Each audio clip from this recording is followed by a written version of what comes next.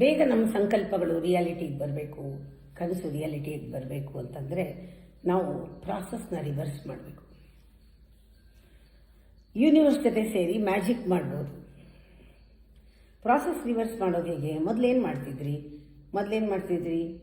Think ಮಾಡ್ತಾಯಿದ್ರಿ, plan ಮಾಡ್ತಾಯಿದ್ರಿ, ಆಮೇಲೆ ಕೆಲಸನ ಮಾಡ್ತಾಯಿದ್ವಿ. ಡೀಡ್ ಆಮೇಲೆ ಲಾಸ್ಟಲ್ಲಿ ಡೀಡ್ ಬರೋದು. ರಿವರ್ಸ್ ಮಾಡಿ. ಫಸ್ಟು ಮಾಡೋಕ್ಕೆ ಶುರು ಮಾಡಿ, ಅದ್ರ ಬಗ್ಗೆ ಯೋಚನೆಗಳು ಬರೋಕ್ಕೆ ಶುರು ಆಗುತ್ತೆ. ಪ್ಲ್ಯಾನ್ಸ್ ತಾನೇ ಯೂನಿವರ್ಸು ಮಾಡಿಕೊಡುತ್ತೆ ನಮಗೆ.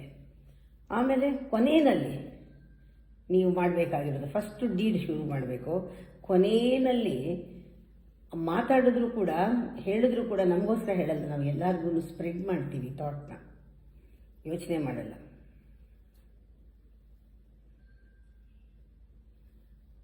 Thought, word, deed. Reverse the process.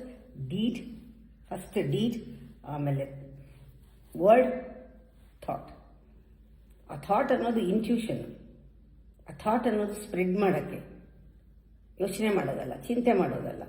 ನಮ್ಮ ಥಾಟ್ ಎಲ್ಲರಿಗೂ ತಲುಪತ್ತೆ, ಎಲ್ಲ ಐಡಿಯಾ ಎಲ್ಲರಿಗೂ ತಲುಪತ್ತೆ, ಕಮ್ಯುನಿಕೇಟ್ ಮಾಡ್ತೀವಿ.